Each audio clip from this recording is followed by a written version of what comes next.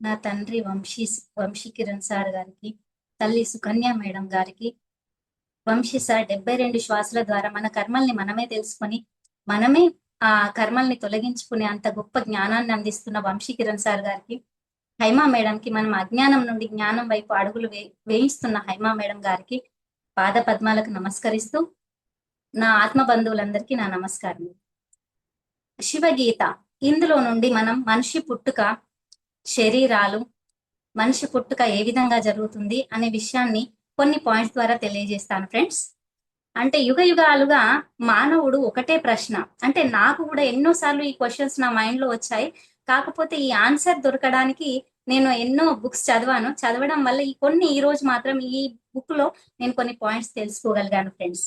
అంటే నేనెవరు, అసలు ఎందుకు వచ్చాను భూమిపైకి, రావడానికి కారణం ఏంటి అనే విషయాలు తెలుసుకోవాలని ఎన్నోసార్లు నాకు మైండ్ లోకి వచ్చాయి క్వశ్చన్స్, కానీ ఆన్సర్ దొరకలేదు. ఈ రోజు ఈ పాయింట్స్ ద్వారా నేను ఎంతో కొంత నేర్చుకోగలిగాను ఫ్రెండ్స్. అంటే నేను ఎక్కడికి వెళ్తాను మరి చనిపోయిన తర్వాత, అంటే ఇంతకు ముందు చెప్పిన మన గ్రూప్ లో ఫ్రెండ్స్ ఎన్నో పాయింట్స్ చెప్పారు. అందులో నుండి ఇంకా కొంచెం సూక్ష్మంగా నేను తెలుసుకోగలిగాను ఈ క్లాస్ ద్వారా. ఇంతకు ముందు కూడా చాలా విషయాలు నేను తెలుసుకోగలిగాను ఫ్రెండ్స్. అంటే మరి ఎక్కడికి వెళ్తాం, ఎక్కడి నుండి వచ్చాను, మరి నేను ఎవరిని అనే క్వశ్చన్స్ కి ఆన్సర్స్ మనం తెలుసుకునే ప్రయత్నం చేద్దాం. అంటే ఇంతకు ముందు ఉపనిషత్తుల ద్వారా, వేదాల ద్వారా, మహర్షుల తపస్సుల ద్వారా ఎన్నో విషయాలు మనకు క్లారిటీ వచ్చాయి. అయితే ఒకసారి పద్మ పురాణంలోని ఉత్తరాఖండంలోని గ్రంథాలలో 12 అధ్యాయాలు ఉన్నాయి. అందులో నుండి థర్డ్ ఫోర్త్ చాలా ఇంపార్టెంట్ అంటే అందులో నుండి మనం ఈ పాయింట్స్ తీసుకున్నాం కాబట్టి ఇది చెప్పాల్సి వచ్చింది ఫ్రెండ్స్. అంటే ఈ మహత్తరమైనది ఈ మూడు నాలుగు అధ్యాయాలు చాలా గొప్పవన్నమాట. ఎందుకంటే అవి మనిషి పుట్టుక రహస్యాన్ని తెలియజేశాయి, ఆత్మ స్వరూపాన్ని తెలుసుకునే తత్వాన్ని తెలియజేశాయి. ఈ సృష్టిలో దివ్య మర్మాన్ని అంటే తెలియని విషయాన్ని తెలుసుకోవడానికి మనకి ఎన్నో విషయాలు ఇందులో మనకు చెప్పారనమాట. అంటే ఇప్పుడు ఇక్కడ జరిగిన సంఘర్షణ అంటే ఈ క్వశ్చన్స్ వేయడం, ఆన్సర్ చెప్పడం ఎవరి మధ్య జరిగిందంటే రాముడు క్వశ్చన్స్ వేస్తుంటే శివుడు ఆన్సర్ ఇస్తున్నారనమాట. అంటే లంకా యుద్ధం ఆసన్నమైంది అంటే దాని అర్థం ఇప్పుడు లంక నుండి సీతమ్మని తీసుకురావాలన్నమాట. అంటే యుద్ధం చేయాలి అంటే ఇంకా ఒక 4-5 డేస్ టైం ఉందన్నమాట యుద్ధానికి. అయితే అప్పుడు ఈ లోపల మదన అంటే ఆవేదన, బాధ కలుగుతుంది అనమాట. ఇప్పుడు నేను ఆ రావణుని చంపాలి, నా సీతమ్మకు దూరం అయ్యాను, నేను ఇంతకాలం మళ్ళీ వనవాసం వెళ్ళాను, ఇవన్నీ తన మనసులో ఆవేదన, బాధ కలుగుతుంది అనమాట. అప్పుడు రావణుని పరాక్రమం గురించి విన్నాడు. అంటే ఆయన కూడా చాలా గొప్ప వ్యక్తి, ఎంతో పురాణాలు శాస్త్రాలు తెలిసిన వ్యక్తి రావణుడు. అయినా ఒక్క లక్షణం చెడుగా ఉండడం వల్ల ఆయన ఇప్పటికీ కూడా ఆయన గురించి మనం ఎన్నో విషయాలలో ఉదాహరణగా చెడుగా తీసుకోవాల్సి వస్తుంది. అంటే సీత విరహ వేదనతో మనసు కలవరపడుతుంది. రాముడిది ఒక దగ్గర కూర్చొని ఆలోచిస్తున్నాడనమాట. అగస్త్య ముని వచ్చి ఆదిత్య హృదయం ఉపదేశించాడు, అంటే యుద్ధానికి సిద్ధంగా బిడ్డ అని చెప్పాడు అనమాట. కానీ రాముని మనసులో ఒక అలజడి ఉంది, ఆ బాధ ఉంది. అయితే నేను రాజకుమారుడను కదా, నేను అయోధ్యలో జన్మించాను కదా, అంటే ఒక గొప్ప ఇంటిలో నేను జన్మించాను కదా, అయినా అడవులకు వెళ్లాల్సి వచ్చింది, అయినా సీతను పోగొట్టుకోవాల్సి వచ్చింది, ఇప్పుడు యుద్ధం చేయాల్సిన పరిస్థితి కూడా వస్తుంది. కానీ ఇవన్నీ చేసేది మరెవరు, నా ద్వారా చేయిస్తున్నారా, నేనా చేసేది, మరి ఈ దేహమా నేను, మరి ఏంటి అనేది మనసులో ఆలోచనలన్నీ, క్వశ్చన్స్ అన్ని వస్తున్నాయన్నమాట. ఈ మనసేనా మరి నేనంటే ఎవరు, మరి ఈ దేహమా మనసా అనేది ఆయనకు రాముడికి డౌట్ వస్తుందన్నమాట. లేదా ఇవన్నీ దాటి వేరొకటి ఏదైనా ఉందా, మరి ఇంకేమైనా ఉందా తెలుసుకునేది. ఈ జిజ్ఞాస ఎంత తీవ్రమైందంటే ఫ్రెండ్స్, రాముడి హృదయం నుండి ఒక అదృశ్య సంకేతం పరమాత్మకు చేరుకుందనమాట. అంటే మనం కూడా ఏదైనా ఒకసారి మనకి ఏదైనా డౌట్ వస్తే క్లారిఫికేషన్ కోసం మనం ధ్యానం చేస్తామన్నమాట. నిద్రపోయే ముందు మనం 10 minutes ధ్యానం చేయండి, ఏదైనా క్వశ్చన్ ఉంటే 3 times అడగండి, మళ్ళీ మనం 10 minutes ధ్యానం చేసి పడుకున్నప్పుడు మనకి 21 days ఆర్ 41 days లో మనకి ఏదైనా మెసేజ్ ఇస్తారు, కనెక్ట్ అవుతాం అనమాట మాస్టర్స్ తో.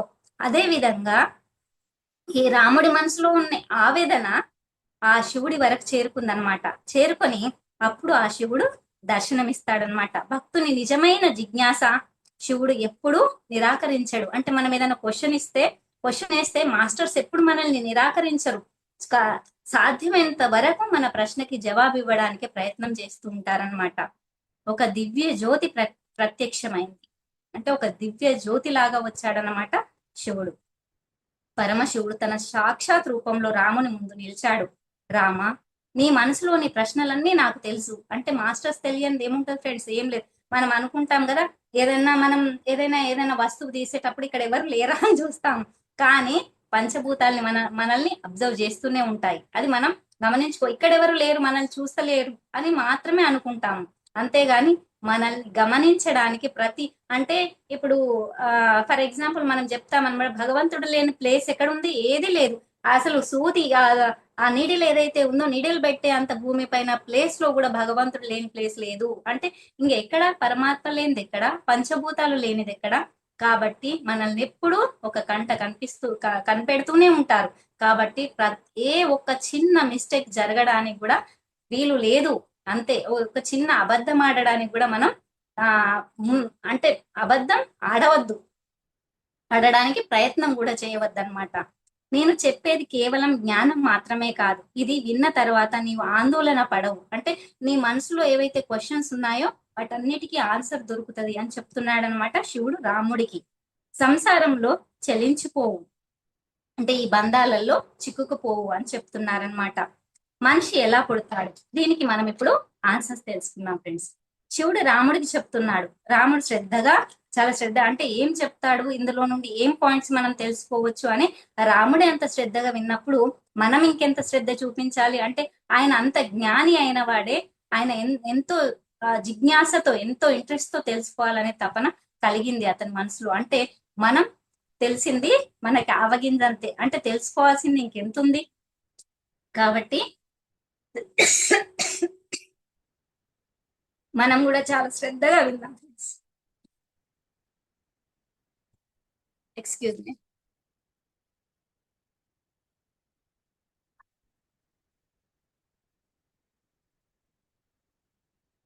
పరమాత్మ సంకల్పం ఈ సృష్టి ఎలా వచ్చింది రాముడికి వివరిస్తున్నాడు శివుడు. మొదట్లో కేవలం చైతన్యం మాత్రమే ఉంది. అంటే ఈ సృష్టి ఎలా జరిగింది అనేది ఫస్ట్ మనకు వివరిస్తున్నారు ఫ్రెండ్స్. కేవలం చైతన్యం మాత్రమే, ఏమి లేదు ఈ సృష్టి పైన, కేవలం శూన్యం. అంటే ఇప్పుడు మనం కాళీమాత అని పూజిస్తూ ఉంటాం పార్వతీదేవిని. కాళీ అంటే ఏంది ఫ్రెండ్స్? శూన్యం. మరి కాళీమాత అని అంటున్నాం కానీ కాళీ అంటే శూన్యమేనా? అంటే శూన్యం నుండి వచ్చింది ఈ సృష్టి, శూన్యం నుంచి వచ్చింది ఈ జీవులు. అంటే ఈ శూన్యం నుండి సృష్టి జరిగింది అనేది మనకి ఇక్కడ చెప్తున్నారనమాట. చైతన్యం మాత్రమే ఉంది, ఏమీ లేదు. అంతలో ఆ చైతన్యం నుండి ఒక కదలిక పుట్టిందట. ఆ కదలిక, ఆ సంకల్పం, అంటే ఒక సంకల్పం, అంటే ఈ సృష్టించాలనే ఒక ఉద్దేశం ఈ సృష్టిలో కలిగినప్పుడు ఆ సంకల్పమే సృష్టికి బీజంలా మారి అందులో నుండి వచ్చిన శబ్దమే ఫస్ట్ ఓంకారం. అంటే ఈ సృష్టి నుంచి వచ్చింది ఫస్ట్ చైతన్యం నుండి ఓంకారం వచ్చిందనమాట. ఆ ఓంకారం నుండి వచ్చింది ఆకాశతత్వం, ఆకాశం నుండి వచ్చింది వాయువు, వాయువు నుండి వచ్చింది అగ్ని, అగ్ని నుండి వచ్చింది జలం. అంటే ఇలా సృష్టి ప్రారంభమైందన్నమాట. జలం నుండి వచ్చింది పృథ్వీ. 5 పంచభూతాలు వచ్చాయి. చూడండి, ఓంకారం నుండి పంచభూతాలు వచ్చాయి. ఈ 5 పంచభూతాలు, ఈ పంచభూతాలే సమస్త సృష్టికి ఆధారం అనే విషయం మానవ దేహానికి కూడా ఆ పంచభూతాలే ఆధారం అనే విషయం మనకు తెలిసిందే ఫ్రెండ్స్. అంటే ఇవన్నీ జీవులకు కూడా, కేవలం మానవులకే కాదు జీవులకు కూడా ఆధారమైన అన్ని, ప్రతి ఒక్క జీవికి, భూమిపై ఉన్న ప్రతి ఒక్క జీవించే జీవికి ఈ పంచభూతాలు అనేది చాలా అమూల్యమైనవి. మరి పంచభూతాల పనేంటి తెలుసుకుందాం. ఈ దేహంలో ఏం జరుగుతుందంటే, అంటే పంచభూతాల వల్ల మన దేహానికి ఏం జరుగుతుంది అంటే, ఎలా ఈ పృథ్వీతత్వం అంటే ఏంటిది, ఇవన్నీ జలతత్వం అంటే ఏంటిది, మనం ఈ పంచభూతాల తత్వం అంటే ఏందో తెలుసుకుందాం ఫ్రెండ్స్. భూమి తత్వం. మరి మన శరీరంలో ఉన్న ఎముకలు, మాంసము, చర్మము, నాడులు, ఇవన్నీ ఏంటిది? పృథ్వీ తత్వానికి సంబంధించినవట ఫ్రెండ్స్. అంటే ఈ నిలబడే శక్తి మనకు ఉంది అంటే పృథ్వీతత్వం. భూమిపై నిలబడుతున్నాము అంటే పృథ్వీతత్వం. స్థిరత్వంతో మనం భూమిపైన నడవగలుగుతున్నాము, నిలబడగలుగుతున్నాము, కూర్చోగలుగుతున్నాము అంటే ఆ తత్వం ఏంటిది? భూతత్వం. కాబట్టి ఈ అందుకే పార్థివ దేహం అంటారు. పార్థివ దేహం అంటే ఏంది? ఈ పంచభూతాలలో పృథ్వీలో కలిసిపోతుంది. అంటే ఈ భూమిలో మనం లాస్ట్ కలిసిపోతాం కాబట్టి పార్థివ అంటే పృథ్వీలో కలిసిపోతుంది ఈ దేహం అని చెప్తున్నారనమాట. కాబట్టి పార్థివ దేహం అంటారు చనిపోయాక. నెక్స్ట్ జలతత్వం. జలతత్వం అంటే ఏంటిది? రక్తం, లాలాజలం, చెమట, కన్నీళ్లు ఇవన్నీ జలతత్వానికి సంబంధించిన ఈ శరీరంలో. మనకు తెలిసిందే ఫ్రెండ్స్, అందరికీ తెలుసు 70% మన శరీరంలో నీరే ఉంటుంది అనే విషయం మనకి తెలిసిందే. అంటే ఈ వేల సంవత్సరాల ముందే ఆ ఎంతో మంది జ్ఞానులు, ఋషులు, మునులు, శివుడు ఇవన్నీ తెలిసినవే. కానీ మళ్ళీ ఇప్పుడు రీసెర్చ్ చేసి మళ్ళీ ఈ సైంటిస్టులు ఇవి కనిపెట్టాం అవి కనిపెట్టాం అంటున్నారు. కానీ ఒకప్పుడు ఎంతో మంది ఋషులు, మునులే ఎన్నో విషయాలు మనకి ఆల్రెడీ చెప్పేశారు, తెలిసిన విషయాలన్నీ. కాకపోతే మళ్ళీ కొత్తగా మన రీసెర్చ్ చేస్తున్నారనమాట. నెక్స్ట్ మూడవది అగ్నితత్వం. ఫస్ట్ భూతత్వం, సెకండ్ జలతత్వం, థర్డ్ అగ్నితత్వం. శరీరంలో వేడి ఎందుకు మనకు అవసరము అంటే శరీరంలో మనకి ఈ ఆహారం జీర్ణం కావాలి అంటే ఖచ్చితంగా అగ్ని అవసరం శరీరంలో. కళ్ళ నుండి వెలుతురు వస్తుంది అంటే అగ్నితత్వం ఉండడం వలనే. జ్ఞానశక్తి ఉంది అంటే అగ్నితత్వం శరీరంలో ఉండడం వలనే. మరి మేధస్సు ఇవన్నీ అంటే మనం ఆలోచన శక్తి పెరుగుతుంది అంటే అది అగ్నితత్వానికి సంబంధించిందేనట ఫ్రెండ్స్. అంటే మనిషికి ఒక్కొక్కసారి అంటే మనకి జ్వరం వస్తుంది కదా అంటే దాని అర్థం ఏంది? అది వేడి పెరిగిందనమాట. అంటే అగ్ని అదుపు తప్పిందనమాట. కాబట్టి సమానతత్వం అంటే నీటి శాతం తగ్గిందనమాట. కాబట్టి మనం అంటే నీళ్ళు ఎక్కువ తాగండి, రెస్ట్ తీసుకోండి అని చెప్తూ ఉంటారు కదా. అందుకొరకే అగ్నితత్వం అదుపు తప్పినప్పుడే మనకు ఫీవర్ వస్తూ ఉంటది అనమాట.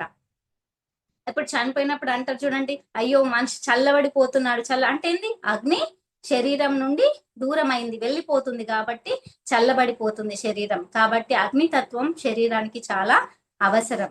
నెక్స్ట్ వాయుతత్వం. శ్వాస. ఇప్పుడు మనకి శ్వాస మీద ధ్యాస అనేది వాయుతత్వానికి సంబంధించిందే. చాలా ఇంపార్టెంట్ శ్వాస అనేది. ప్రాణశక్తి, దానినే మనం ప్రాణశక్తి అంటాము.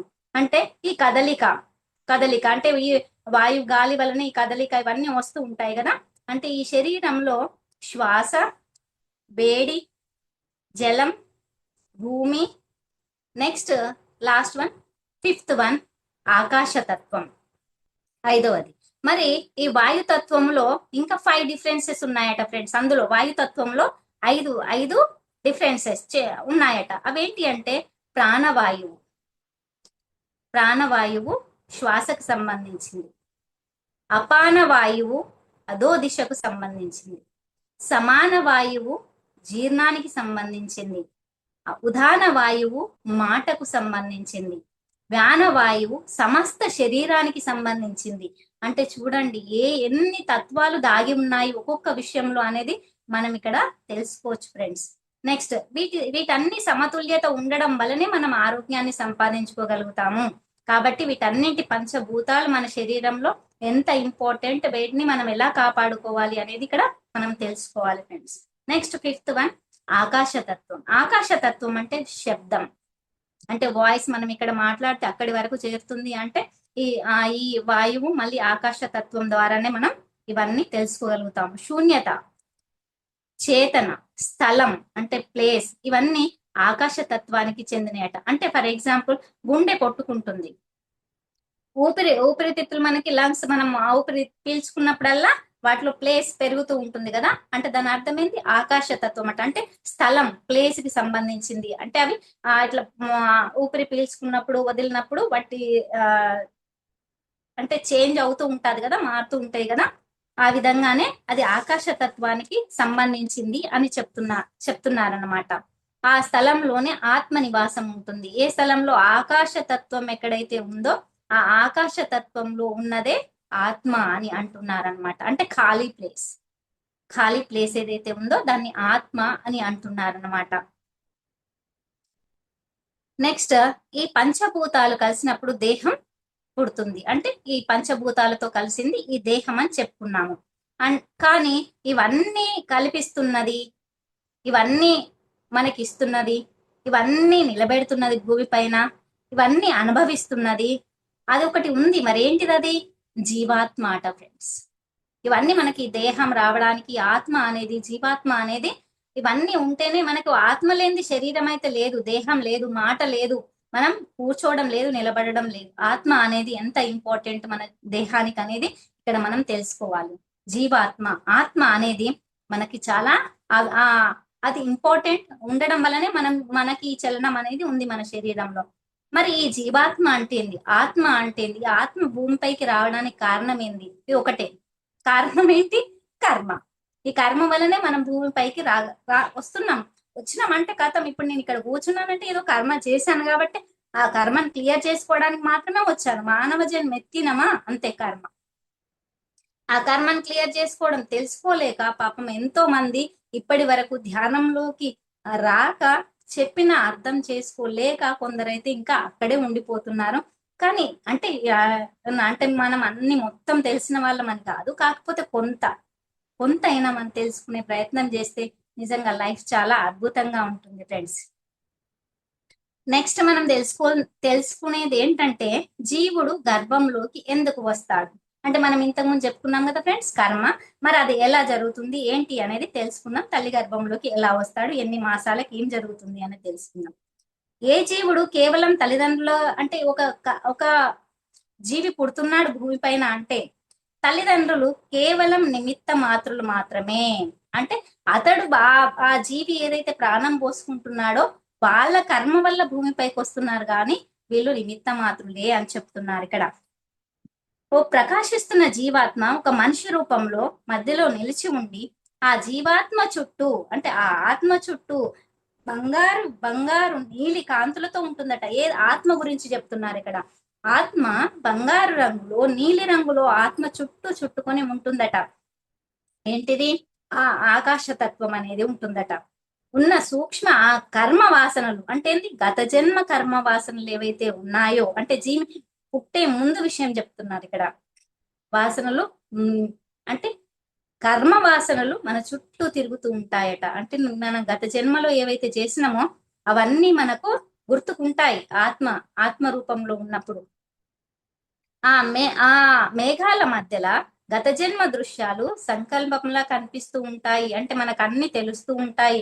నేను ఈ తప్పు చేశాను, ఈ పొరపాటు చేశాను, అందువల్లనే మళ్ళీ నేను జన్మ తీసుకోవాల్సి వస్తుంది అని మనం తెలుసుకుంటూ ఉంటాము. మంచి చెడులు ఏంటివి అవి మనం చేసిన మంచి చెడు ఏంటో మనకు తెలుస్తుంది.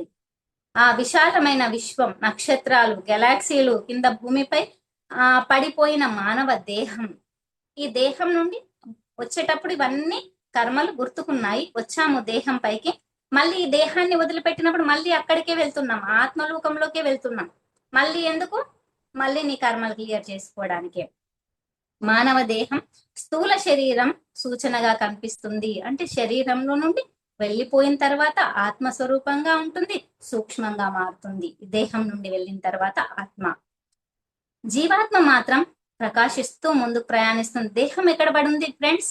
భూమిపైనే పడుంది. దేహం ఇక్కడే ఉంటది, ఎక్కడికి వెళ్ళదు. కానీ జీవాత్మ మాత్రం ఎలా వెళ్తుందట? ప్రకాశిస్తూ వెళ్తుందట. ఎందుకంటే ఆ మంచి కర్మలు చేసిన ఆ ఆత్మ ప్రకాశిస్తూ ముందుకు నడుస్తుంది. దేహం ముందుకు నడవదిగా, ఎందుకంటే ఆ దేహంలో నుండి పంచభూతాలు దూరమయ్యాయి కాబట్టి. కర్మ వాసనలు జీవాత్మకు కొత్త జన్మ వైపు నడిపిస్తున్నట్లుగా, దివ్య కాంతి మార్గం కనిపిస్తున్నట్టుగా, కర్మ వాసనలే జీవుడికి తగినట్టు కుటుంబాన్ని, తల్లిని, తండ్రిని, జన్మించే దేహాన్ని, కాలాన్ని నిర్ణయిస్తాడు.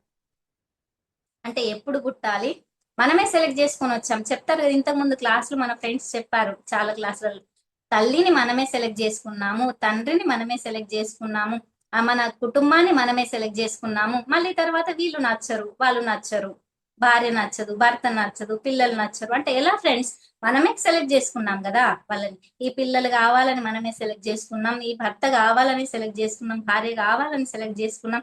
ఈ అత్తమామలు అంటే ఇబ్బంది పెడతారని చెప్పినా సరే, అయినా సరే నేను కర్మని క్లియర్ చేసుకోవాలి కదా అనే ఉద్దేశంతో వచ్చాం కదా ఫ్రెండ్స్. కాబట్టి ఎవరిని మనం మన కర్మ కాబట్టి మనం వచ్చాం, ఎవరిని మనం నిందించాల్సిన అవసరం ఏమీ లేదు, ఎందుకంటే మనం సెలెక్ట్ చేసుకునే కాబట్టి. ఇది యాదృచ్ఛికంగా జరిగేది కాదు, అంటే కేవలం ఏదో ఇట్లా జరుగుతుంది అన్నట్టు కాదు. మనం అన్ని ఫస్ట్ మన ప్లానింగ్ ప్రకారమే వచ్చాము భూమిపైకి, అన్ని ప్లాన్ చేసుకునే వచ్చాం. కాబట్టి ఎవరిని నిందించాల్సిన అవసరం లేదు, ఎవరిని ఏమనాల్సిన అవసరం లేదు. ఇది సూక్ష్మంగా పనిచేసే దైవిక వ్యవస్థ.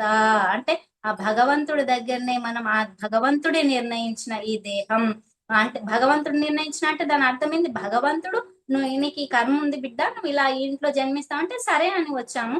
ఒకవేళ నువ్వు ఇవి మోయలేవు బిడ్డ అని చెప్పినా కానీ మోయగలుగుతా అని చెప్పొచ్చాము. అంటే అక్కడ దైవం ఏం లేదు, అంటే ఆ దైవం నిర్ణయించిన ఈ కర్మను క్లియర్ చేసుకోవడానికి ఇచ్చిన ఈ కుటుంబం. ఎవరు ఏ రాజ కుటుంబంలో పుడతారో, ఎవరు ఏ ఇంట్లో పుడతారో అనేది అది ఎవరు నిర్ణయించుకుంది, మనం నిర్ణయించుకుంది. ఇవన్నీ జరిగేవి పూర్వజన్మ వాసనల ప్రకారమే జరుగుతుంది, అంటే పూర్వజన్మల కర్మల ప్రకారమే జరుగుతుంది.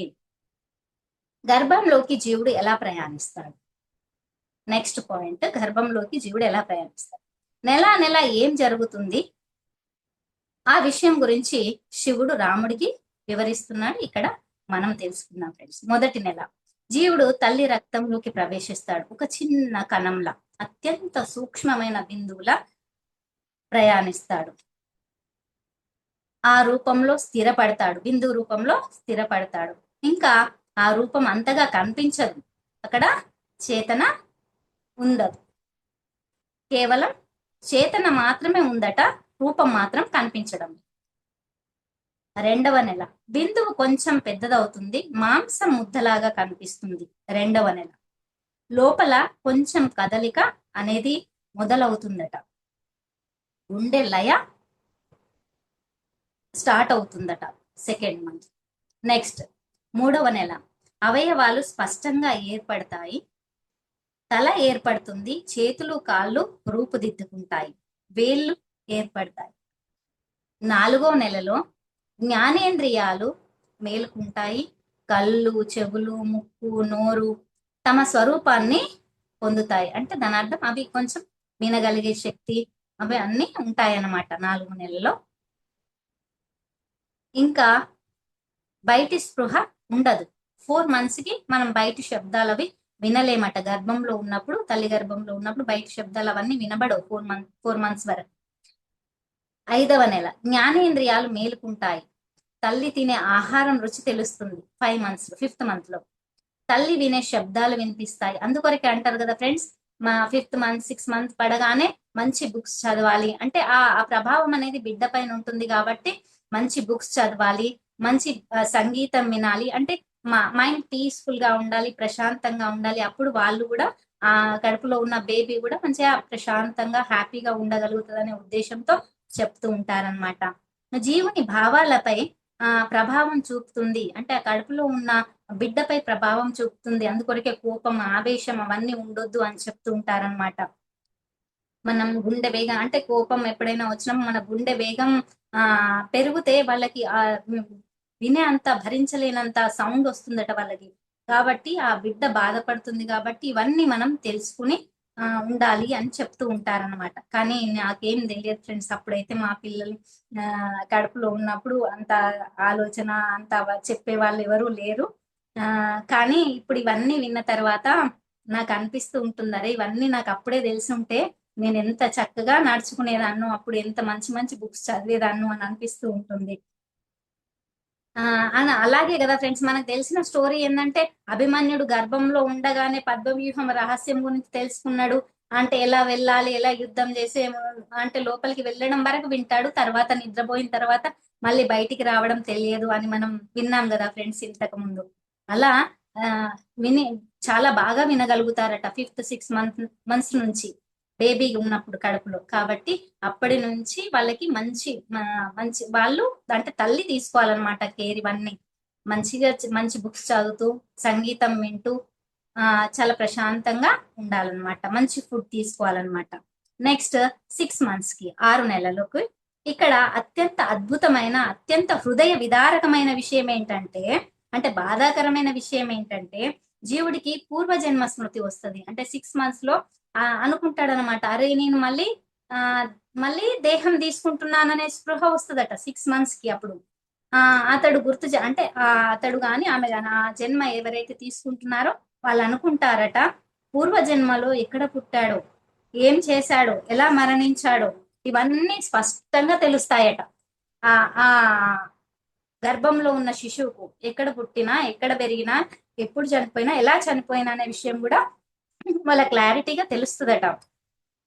అతడు ఆలోచిస్తాడు, అయ్యో మళ్ళీ పుడుతున్నా, మళ్ళీ జన్మెత్తుతున్నా, ఏంటి ఇది నా దేహం అని మళ్ళీ అప్పుడు ఆలోచిస్తాడట. ఎందుకంటే ఇప్పుడు భూమి పైన కొంచినాక మనకేంటి, ఇది నాది, అది నాది, ఇవన్నీ నావి అని ఆలోచనతో వీళ్ళు నా వాళ్ళు, నా సంత ఏంటి ఇవన్నీ ఆలోచిస్తూ మనం అన్ని గొడవలు ఇవన్నిట్లలో తలదూరుస్తూ జీవితం ఎంత వ్యర్థం చేసుకున్నాము ఇంతకాలం. ఇప్పుడు కూడా ఎప్పుడైనా కోపం వస్తుంటుంది సడన్ గా, దేనికోసం, ఎవరి కోసం, ఏది మనది, ఏది శాశ్వతమైంది, వచ్చేటప్పుడు ఏం తెచ్చాము అని తర్వాత గొడవలు అయిపోయిన తర్వాత నెమ్మదిగా ఆలోచిస్తే ఇప్పుడు అవసరమా, నేను అనాల్సిన అవసరం లేదు కదా అని అప్పుడు వస్తుంది ఫ్రెండ్స్ ఆలోచన. కాబట్టి ఫస్ట్ మనం ఏదైనా ఉంటే ఆలోచించి మాట్లాడుతూ ఉంటే మనం ఇంకా ఏది దేనికి మనం తొందరపాటు అనేది ఉండదు. అది మళ్ళీ సంసార బంధంలో పడ్డాను అనుకుంటాడు. ఇక మళ్ళీ పుడుతున్నాను, మళ్ళీ సంసార బంధంలో మళ్ళీ పడిపోతాను. పూర్వజన్మంలో ఎన్ని కష్టాలు పడ్డాను నేను, అసలు ఇంతకు ముందే నేను కష్టాలు పడి వచ్చిన, తల్లిదండ్రులను విడిచిపోయాను, అప్పుడు తల్లిదండ్రులకు దూరం అయ్యాను, ప్రేమించిన వారిని కోల్పోయాను, ఆ ముసలితనంలో వేదన పడ్డాను. ఇవన్నీ పడ్డ ఆ దేహమే కదా, మళ్ళీ పుడుతున్నాను రా దేవుడా అని మళ్ళీ బాధపడుతూ ఉంటుందట ఆ జీవి. మళ్ళీ అదే నరకం మొదలవుతుంది నా జీవితంలో. అతడు అప్పుడు నిర్ణయం తీసుకుంటాడు, ఈసారి మాత్రం ఇంకా నేను ఎలా జీవిస్తానంటే సత్కర్మలు మాత్రమే చేస్తాను, జ్ఞానం సంపాదిస్తాను, మళ్ళీ జన్మ తీసుకుంటాను, మోక్షం పొందుతాను అని ఎప్పుడు అనుకుంటాడు, గర్భంలో ఉన్నప్పుడు. మళ్ళీ బయటికి రాగానే మళ్ళీ సేమ్ ఇంకా ఇలాగే. అంతెందుకు ఫ్రెండ్స్, 4-5 మంత్స్ అంటే 4 ఇయర్స్ 3 ఇయర్స్ మాటలు రాగానే నాది, ఏదైనా బొమ్మ పట్టుకొని ఆడేటప్పుడు ఎవరైనా పిల్లలు తీసుకుంటే నాది, అవి స్టార్ట్ అయింది అప్పటి నుండే కథం, నాది, నా ఇల్లు నాది అనే భావన అప్పటి నుండే వస్తుంది. ఇంకెక్కడిది జ్ఞానం. మోక్షం పొందుతానని అనుకుంటాడు. ఇది చాలా గంభీరమైన సంకల్పం. అంటే అది తీసుకోవడమే చాలా గొప్ప. అంటే ఇలా నడుచుకుంటాను, ఇలా ఉంటాననేది సంకల్పం తీసుకోవడమే చాలా గొప్ప విషయం. అత్యంత నిజమైన నిర్ణయం ఏంటిదంటే మోక్షాన్ని పొందుతాను అనే భావన కలగడం మనుషులు. కానీ 7-8 నెలలు గడుస్తాయి, జన్మ సమయం వస్తుంది. అంటే 9 నెలలు ఇక డెలివరీ టైం అన్నమాట, జన్మ వేదన. పుట్టే సమయంలో అత్యంత తీవ్రమైన వేదన జీవుణ్ణి మంచి మంచి మార్గం వైపు వెళ్ళాలనే ఆలోచనతో భూమిపైకి వస్తాడు. ఆ శరీర వేదన మొత్తం పూర్వజన్మ స్మృతి, అన్ని సంకల్పాలు క్షణంలో మాయమైపోతాయి. అంటే భూమిపైకి రాగానే, అంటే పుట్టగానే అన్ని మటుమాయమైపోతాయి. ఇక పిల్లవాడు ఏడుస్తాడు పుట్టిన తర్వాత. ఆ ఏడుపు ఎందుకంటే ఆ ఏడుపు పూర్వజన్మ జ్ఞానం పోయినందుకు వచ్చే వేదన. అంటే పూర్వజన్మం నా అంత అవన్నీ నేను కోల్పోయాను, ఇప్పుడు మళ్ళీ జన్మెత్తాను అనే ఆ బాధతో ఏడ్చిన, వేదనతో వచ్చిన బాధ అట ఆ ఏడుపు. ఆ క్షణంలో పిల్లవాడికి అన్ని తెలుసు, కానీ చెప్పే శక్తి లేదు. అప్పుడు మాటలు రావు కదా ఫ్రెండ్స్, చెప్పలేరు కదా. అన్ని తెలుసు అప్పుడు, ఆ జన్మ ఏంది, నేను ఎలా వచ్చాను, ఏ కర్మలు, ఏ బాధలు అన్ని తెలుసు, కానీ చెప్పలేడు కదా పాపం. కొన్ని రోజులలో మర్చిపోతాడు. ఇక కొంతకాలం రాగానే ఇక అమ్మ నాన్న ఇవి అవి అన్ని తెలుస్తూ ఉంటాయి. ఇక కథం అవన్నీ మర్చిపోతాడు. తన స్వరూపాన్ని మర్చిపోయిన జీవుడు ఈ సంసారంలో తిరుగుతాడు. ఇక ఇప్పుడు మళ్ళా కొత్త కొత్త కదా ఈ జన్మ, ఇక ఇందులో పడిపోతాడు, ఇందులో ఈ మాయలో చిక్కుకుపోతాడు. దీనినే అంటారు మాయా.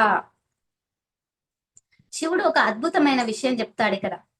రామ, తల్లి కేవలం శరీరాన్ని ఇవ్వదు, 9 నెలలు తన రక్తాన్ని, ప్రాణాన్ని, తల్లి శ్వాస, అంటే శ్వాస తల్లి తీసుకున్నప్పుడు ఆ శ్వాసలో శ్వాస, తల్లి రక్తము, తల్లి ఆ ప్రాణాన్ని తీసుకొని ఆ జీవుడు జన్మించాడు. తల్లి ఆహారంలో పెరుగుతాడు, అంటే ఆహారం తీసుకున్నప్పుడు ఆ ప్రాణికి కూడా వెళ్తుంది కదా. తల్లి సంతోషంతో సంతోషిస్తాడు, అంటే హ్యాపీగా ఉన్నప్పుడు అతడు కూడా హ్యాపీగా ఫీల్ అవుతాడు గర్భంలో. తల్లి దుఃఖంతో చలిస్తాడు, తల్లి బాధపడితే బాధపడతాడు. మాతృదేవో భవ అన్నారు అంటే అంత దేహం అంటే ఆ గర్భంలో ఉన్నప్పుడు ఇంత ఆ దేహానికి ఇచ్చి ప్రాణంగా చూసుకుంటుంది. పుట్టిన తర్వాత కూడా ఎంత ప్రేమను పంచుతుంది తల్లి, ఎంత ప్రేమగా చూసుకుంటుంది. కాబట్టే మాతృదేవో భవ అని అన్నారు. అంటే దైవానికంటే ముందు పూజించేది తల్లిని, తల్లి తర్వాతే దైవము అని అంటున్నారు ఇక్కడ. తల్లి భగవంతుని మొట్టమొదటి రూపము, పిల్లవాడికి కనిపించే మొట్టమొదటి దైవము తల్లి. కాబట్టి మనం తల్లిని చాలా ప్రేమగా చూడాలి. నెక్స్ట్, పుట్టుక తర్వాత శరీరాలు ఎన్ని రకాలు? శరీరాలు 3 రకాలట.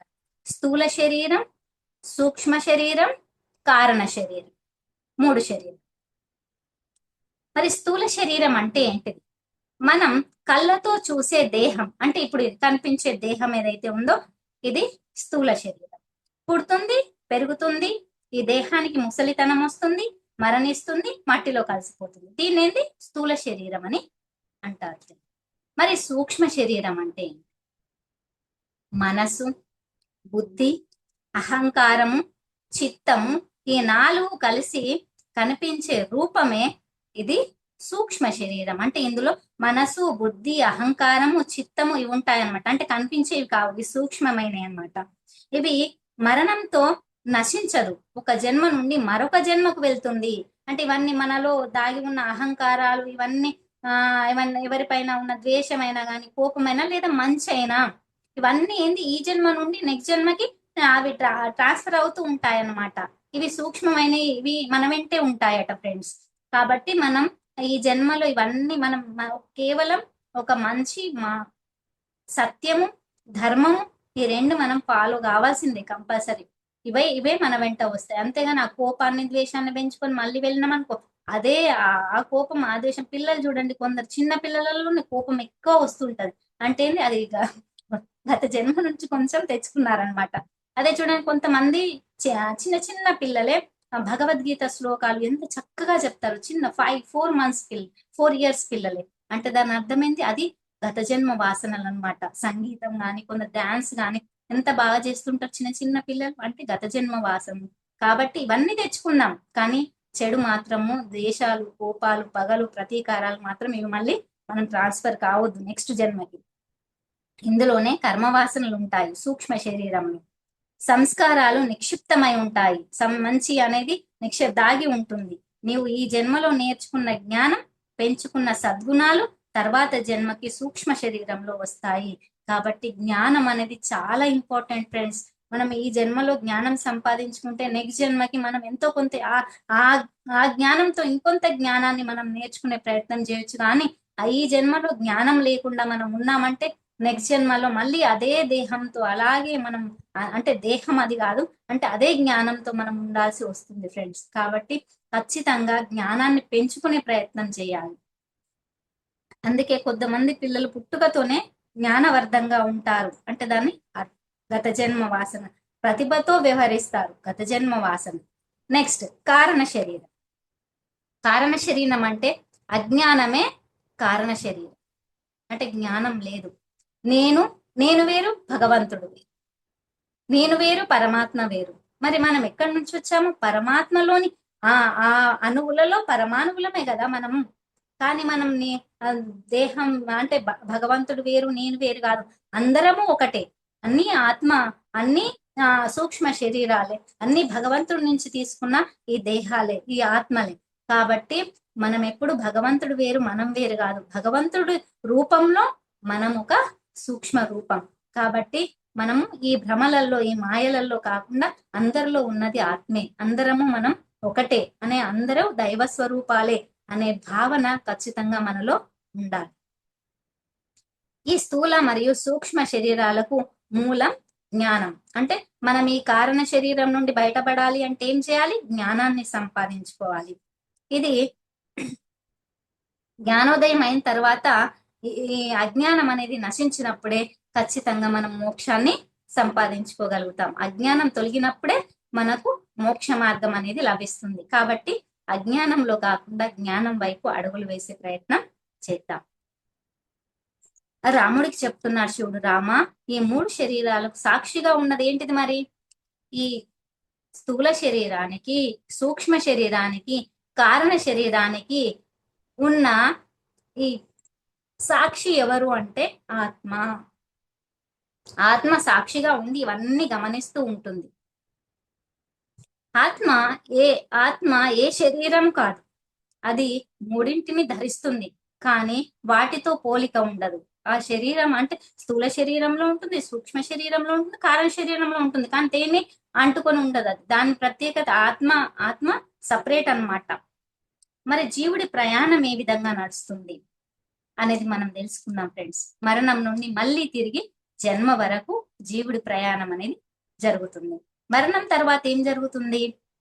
మరణం సంభవించినప్పుడు స్థూల శరీరం నేల కూలుతుంది, అంటే ఈ స్థూల శరీరాన్ని వదిలిపెట్టేస్తుంది ఆత్మ.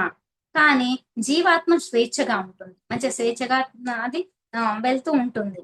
సూక్ష్మ శరీరం తేలుతూ ఉంటుంది, అంటే ఈ దేహం నుంచి సూక్ష్మ శరీరం బయటికి వస్తుంది, గాలిలో తేలుతుంది అనమాట. కర్మలు మంచివైతే ఊర్ధ్వ లోకాలకి, అంటే పై లోకాలకి మనం చేరుకుంటాము. చెడ్డ కర్మలైతే అధో లోకానికి, అంటే పాతాళ లోకాలకి చేరుకుంటాము అని చెప్తున్నారు ఇక్కడ. ఆ ఫలాలు అనుభవించేది ఎవరు? ఆత్మ. మళ్ళీ తిరిగి భూమికి వస్తారు, అంటే మళ్ళీ ఆ ఆత్మ మళ్ళీ భూమిపైకి వస్తుంది. జీవుడు జీవుడు గాలిలా తిరుగుతూ తన కర్మకు తగిన కుటుంబాన్ని వెతుకుతూ, అంటే ఆ కుటుంబం దొరికేంత వరకు, మళ్ళీ మనం ఆ కర్మకు సంబంధించిన ఆ వ్యక్తులు దొరికేంత వరకు తిరుగుతూనే ఉండాలి ఆ ఆత్మ, మళ్ళీ దేహం తీసుకునేంత వరకు.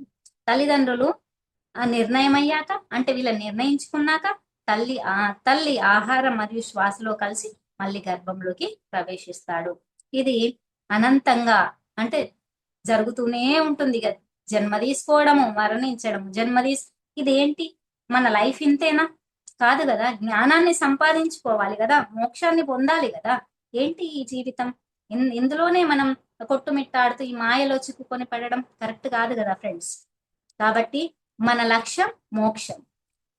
అందుకే సంసార చక్రం నుండి బయటపడాలంటే ఒకటే మార్గం, ఏంటిది? ఆత్మజ్ఞానం. ఆత్మజ్ఞానాన్ని సంపాదించుకోవాలి. అప్పుడు రాముడు శివునితో అంటున్నాడు, స్వామి, దేహం అర్థమైంది, అంటే దేహం గురించి చెప్పారు కదా శివయ్య, నాకు అర్థమైంది. కర్మ తెలిసింది, అంటే కర్మలో చిక్కుకోవడం వల్లనే కదా ఈ దేహం తీసుకుంటున్నాం. జీవుడి ప్రయాణం అర్థమైంది, అంటే చనిపోయిన తర్వాత మళ్ళీ అమ్మ గర్భంలోకి వచ్చేదాకా, మళ్ళీ తర్వాత ఒక్కొక్క నెల ఏం జరుగుతుంది అని చెప్పారు కదా, అది అర్థమైంది. కానీ ఇవన్నీ తెలుసుకుంటున్నా నేనెవరు మరి? మరి నేనెవరు అని అడుగుతున్నాడు అనమాట. మళ్ళీ క్వశ్చన్, ఆత్మ అంటే ఏమిటి? దాన్ని చూడవచ్చా? ఆత్మ అని చెప్తున్నారు కదా, దేహం నుండి విడిపోతుంది, దేహం నుండి మరణించిన తర్వాత అని చెప్తున్నారు కదా, అంటే ఆత్మను చూడొచ్చా మరి అని అడుగుతున్నాడు రాముడు. అనుభవించొచ్చా, అంటే ఆత్మ గురించి మనం ఏమైనా చూడవచ్చా, తెలుసుకోవచ్చా అని అడుగుతున్నాడు రాముడు శివుడితో. మంచి ప్రశ్న అడిగావు రామయ్య అని అంటున్నాడు. ఆత్మ తనను తాను వెతుకుతుంది, అత్యంత అద్భుతమైన విషయం, అంటే తనను తాను తెలుసుకోవడానికి ప్రయత్నం చేస్తూ ఉంటుంది ఆత్మ. నేను అద్భుతమైన 3 గుణాలు మళ్ళీ వీటి గురించి చెప్తున్నారనమాట. ఉపమానాలు అంటే ఉదాహరణలు చెప్తున్నారనమాట. దీనికి అద్భుతమైన ఉదాహరణలు ఏం చెప్తున్నారు అంటే, మొదటి ఉపమానం, ఫస్ట్ ఉదాహరణ ఏంటిదంటే, మొదటిది సూర్యుడు మరియు అద్దం తీసుకుందాం. ఫస్ట్ 1 లో మనం ఎగ్జాంపుల్ గా సూర్యుడు మరియు అద్దం తీసుకుందాం ఫ్రెండ్స్. సూర్యుని వెలుతురు అద్దంలో పడుతుంది, అంటే ఇప్పుడు మనం సూర్యుడికి ఎదురుగా తీసుకెళ్లి అద్దం పెట్టామనుకోండి, ఆ సూర్యుడి వెలుతురు అద్దంలో పడుతుంది కదా ఫ్రెండ్స్. అంటే అద్దము వెలుతురి ప్రతిఫలిస్తుంది, అంటే దాని అర్థం ఆ కాంతి పడుతుంది. అద్దం పగిలిపోతే వెలుతురు పోదు. ఒకవేళ అద్దం పగిలిపోయింది అనుకో, వెలుతురు పోతుందా ఫ్రెండ్స్? సూర్యుడు మాయమైపోతాడా? అద్దం పగిలింది కానీ కాంతి కాదు కదా, కాంతికి ఏం కాలేదు కదా, సూర్యుడికి ఏం కాలేదు కదా. అలాగే ఉంటాడు మన బుద్ధి, అద్దం లాంటిది. మన బుద్ధి ఎలాంటిదట? అద్దం లాంటిది. ఆత్మ సూర్యుని లాంటిది. ఆత్మకి ఏమున్నది? చావు లేదు, దానికి ఆ కాంతిలో తగ్గడం అనేది లేదు, పెరగడం అనేది. ఆత్మ అలాగే ఉంటుంది. కానీ బుద్ధి అద్దం, అంటే దాని అర్థం, అద్దంనే ఎందుకు పోల్చారు అంటే, అప్పుడప్పుడు ఆలోచన శక్తులు మనకి ఎన్ని డిఫరెన్స్ వస్తాయి చూడండి ఫ్రెండ్. అప్పుడే ఆలోచిస్తాము, అరే ఇది కరెక్ట్ కాదు కదా అని మనం అనుకుంటాము. అప్పుడే ఆలోచన వస్తుంది, అరే ఇలాగైతే బాగుంది, అంటే ఒక స్థిరమైన ఆలోచన విధానంతో నిర్ణయం తీసుకుంటామా మనం ఏదైనా? అందుకొరకే బుద్ధిని అద్దం అన్నారు, ఆత్మను సూర్యుడు అన్నారు. ఆత్మకు చావు లేదు, ఆ నీటిలో తడవదు, అగ్నిలో కాలదు, అది ఎప్పుడు తన కాంతిని నింపుకొని ఉంటుంది ఆత్మ. బుద్ధిలో ఆత్మ ప్రతిఫలిస్తుంది, దీనినే చేతన అంటారు. దేహం నశించిన ఆత్మ నశించదు, మనకు భగవద్గీతలో చెప్తారు కదా. రెండో ఎగ్జాంపుల్ చెప్తున్నారు ఇక్కడ, ఆకాశం కుండ. ఈ రెండిటిని ఎగ్జాంపుల్ గా తీసుకుంటే, ఒక కుండ తీసుకున్నట్లయితే అందులో ఆకాశం ఉంది అంటే దాని అర్థం ఆకాశ తత్వం అనేది నిండి ఉంది, అంటే గాలి ఆకాశం నిండి ఉంది, గాలి నిండి ఉంది. కుండ బయట మరి ఏమున్నది? ఆ కుండ లోపల ఉన్నది ఏదైతే గాలి ఉందో, ఆకాశ తత్వం ఉందో, బయట ఉన్నది కూడా అదే కదా ఫ్రెండ్స్. ఈ రూమ్ లో ఏదైతే ఉందో మనం బయట రూమ్ లో కూడా అదే ఉంటుంది కదా, అదే గాలి, అదే కాంతి, అదే అదే ఉంటుంది కదా. అయితే ఆ రెండు వేరు వేరు ఆకాశాల మరి? కుండలో ఉన్నది వేరు, కుండ బయట ఉన్నది వేరా? కాదు కదా, రెండు ఒకటే కదా ఫ్రెండ్స్. అయితే కేవలం కుండ అడ్డంగా ఉన్నందుకు వేరు అని అనుకుంటున్నాం, అంటే అది కొంచెం దానికి ఆ అంటే క్లోజ్ అయి ఉంది కాబట్టి దానికి ఒక పైన ఇట్లా క్లోజ్ అయి ఉన్నట్టుగా కనిపిస్తుంది కాబట్టి వేరు అని అనుకుంటున్నారు, కానీ వేరు కాదు. కుండ పగిలిపోతే అందులో ఉన్న ఆకాశం వేరా? కాదు కదా, కుండలో ఉన్న ఆకాశం వేరే, కుండ పగిలిన అందులో ఉన్న ఆకాశం వేరే, బయట ఉన్న ఆకాశం కూడా సేమ్. అందులో వేరు, ఇందులో వేరు, ఇందులో వేరు లేదు, అన్ని సమానతత్వం కలిగినయే, అంతా ఒకటే అని చెప్తున్నారు ఇక్కడ. అలాగే జీవాత్మ పరమాత్మలో కలిసిపోతూ ఉంటుంది, పరమాత్మ ఒకటే, జీవాత్మ ఒకటే అని చెప్తున్నారు ఇక్కడ. వేరు వేరు కాదు, దేహం అడ్డంగా ఉంది అంతే. జీవాత్మ పరమాత్మలో కలవడానికి ఈ దేహం మాత్రమే అడ్డం ఉన్నది, అంతేగాని ఇంకేది అడ్డు కాదు.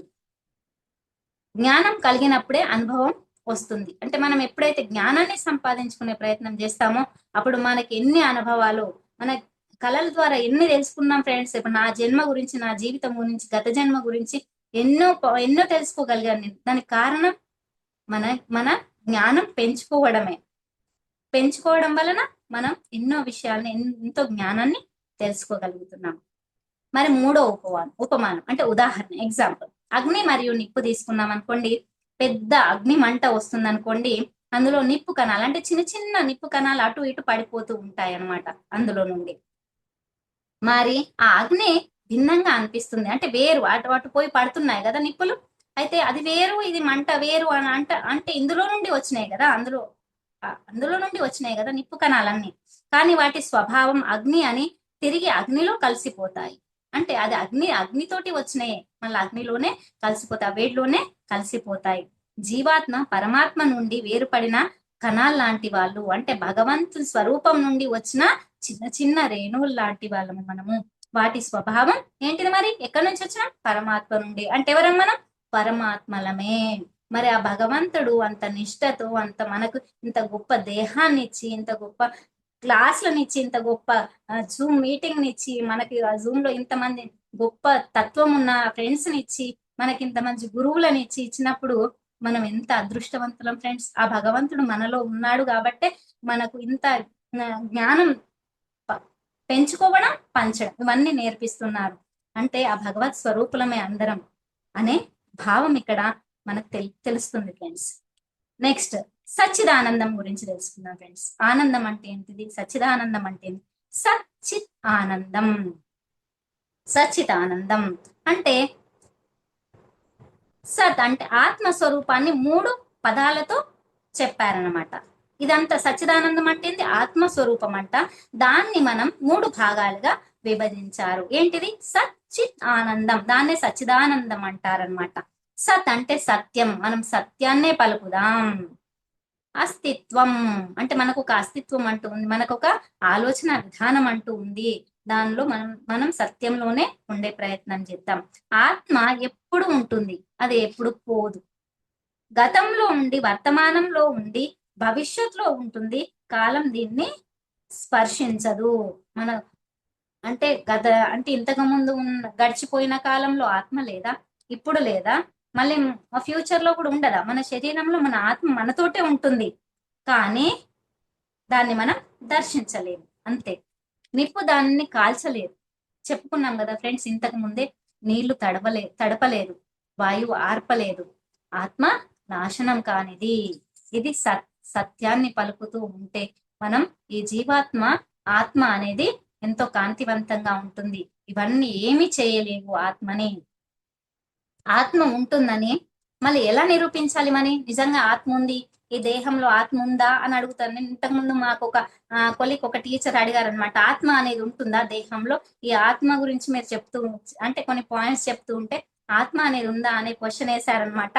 ఆ క్వశ్చన్ కి ఇక్కడ నాకు ఆన్సర్ దొరికిందనమాట. ఏదో చెప్పానప్పుడు అని రాముడు అడిగాడు అనమాట శివుడిని, రామ నీవు ఉన్నావని నీకు తెలుసు కదా, ఇప్పుడు నేను ఇక్కడ ఉన్నాను ఉమారాణి, నేను ఉన్నాననే విషయం నాకు తెలుసు.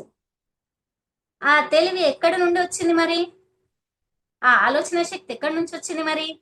కళ్ళు చూస్తున్నాయి, కానీ కళ్ళు చూస్తున్నాయి అనేటి మనకు తెలుసు కదా, అంటే కనిపిస్తుంది కదా మన కళ్ళ ముందు ఉన్నది. అది ఎవరు చెప్తున్నారు మనకు? నీ కళ్ళు నేను ఇవన్నీ కనిపిస్తున్నాయి ఉమారాణి అని నాకు ఎవరైనా తెలియజేస్తున్నారా? నాకే తెలుస్తుంది కదా, నా కళ్ళు నాకు కనిపిస్తున్నాయని, నాకు వినిపిస్తున్నాయి అంటే నాకు ఎవరైనా వచ్చి చెప్తున్నారా నీకు చెవులు వినిపిస్తున్నాయి ఉమారాణి అని చెప్తున్నారు ఎవరైనా? కాదు కదా. అంటే ఏంది? ఆ ఆత్మ అనేది మన శరీరంలో ఉండడం వలన, ఆ శక్తి వలన నేను వినగలుగుతున్నాను, చూడగలుగుతున్నాను, మాట్లాడగలుగుతున్నాను. ఇవన్నీ మనకి ఎవరు తెలియజేయాల్సిన అవసరం లేదు. మన ఆత్మ మనకి ఈ దేహంలో ఉండడం వలన ఈ శక్తి అనేది మన లోపల ఉంది అని మనకు తెలుస్తుంది అనమాట. ఇదే ఆత్మ, దాన్నే సత్ అంటారన్నమాట. చిత్ అంటే ఏంది? స్పృహ చేతన.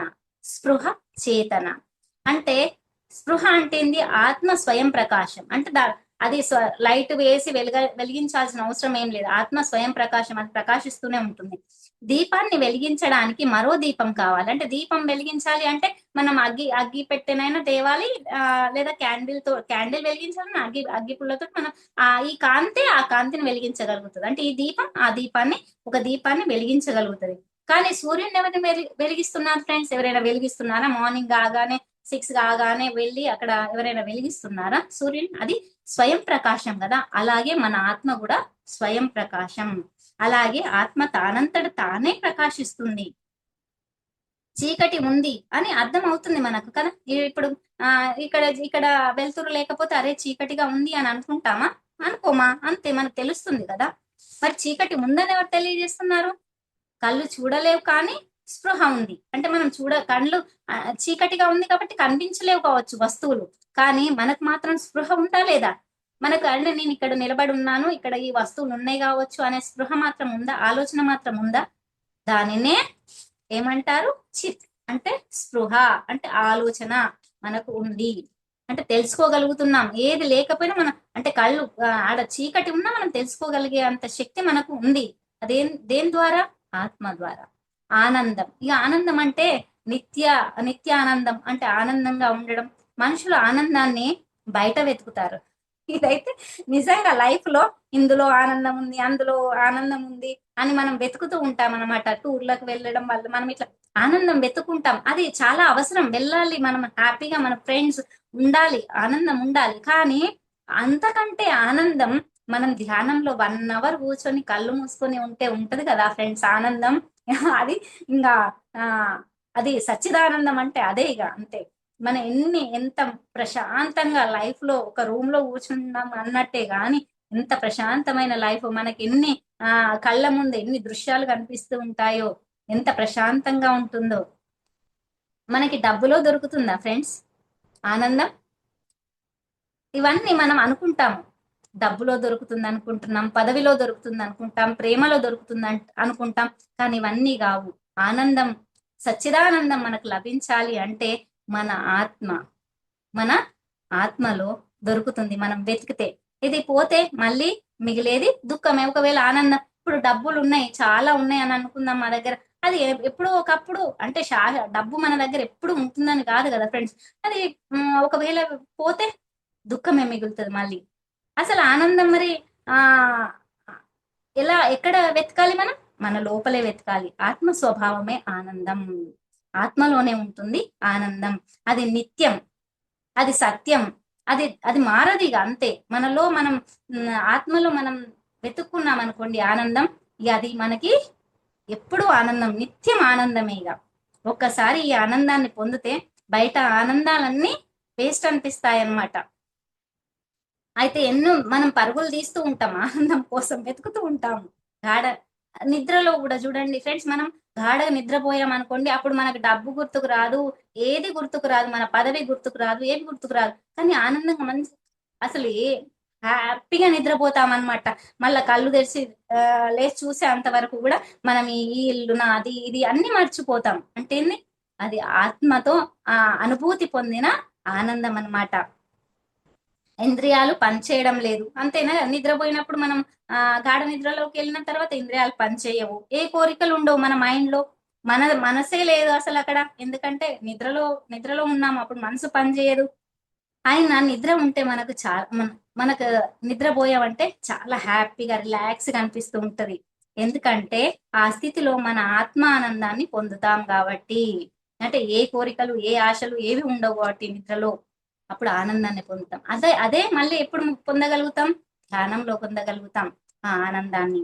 కాబట్టి మనం ఆత్మకు చేరువలో ఉందాం ఫ్రెండ్స్, ఆత్మకు దగ్గర ఉందాం. బయట అన్ని వెతకడం కంటే మన ఆత్మకు దగ్గరలో మనం ఉన్నాం అనుకోండి, మనం చాలా ఆనందంగా హ్యాపీగా జీవించగలుగుతాం.